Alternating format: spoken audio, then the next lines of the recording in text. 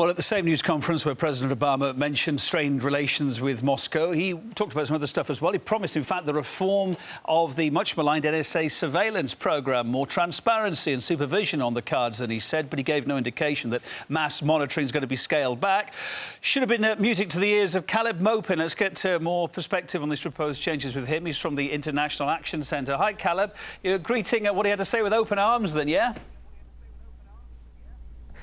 Well, I think the fact that Obama gave this speech shows how much public sentiment and outrage there is about the programs that were revealed by Edward Snowden. But if you listen to the speech, not much is really proposed that's actually concrete. There's talk of some, privacy advocate being appointed to a board, and you really see that not much is really going to change if you actually listen closely. And, as much as when Obama was campaigning for president, he made a lot of promises about protecting whistleblowers and all of that, you see not much of this is changing. And the reason for that is the global capitalist societies are moving rapidly toward fascism and war in this time of economic crisis, and there's not much that any elected official is able to do in the face of that. The economic crisis is what is behind the rising police state around the world. So a hot air as far as you're concerned, largely anyway from Obama last night, but of course Washington says this kind of thing, all this surveillance, has stopped terror attacks. You can't argue with that, can you, or can you?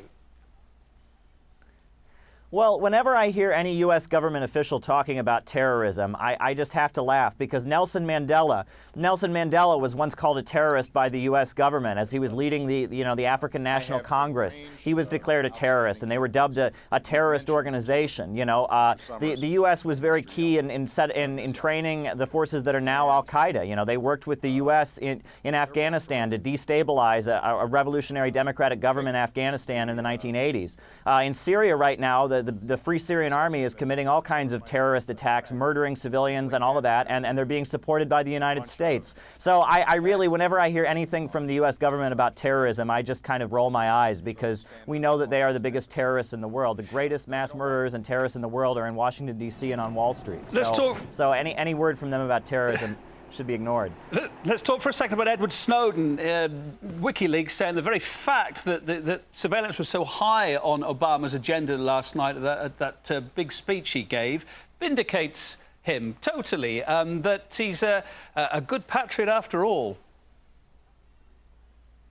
Well, Edward Snowden is certainly a hero for what he did, revealing the violations of people's rights that are continuing, and it really put the government on notice that there are millions of people around the world who oppose their policies, and the fact that Obama came out and gave this address and is proposing these reforms, which aren't that sweeping but sound really great.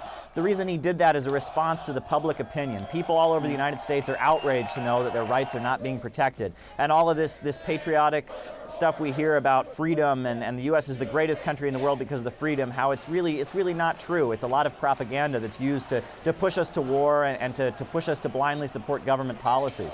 Briefly, final thought, no matter how you look at what Obama said, there are a lot of people there saying all they want is a complete ban on surveillance. But in this digital day and age that we live in, that's impossible, surely, isn't it?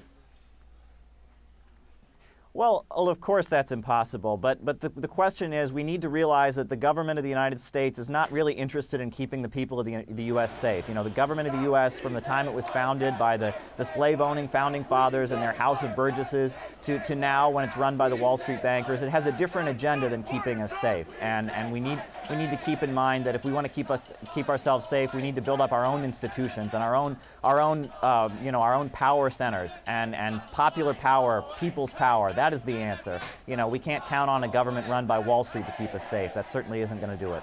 Maupin from the International Action Centre, thanks for your thoughts from New York there.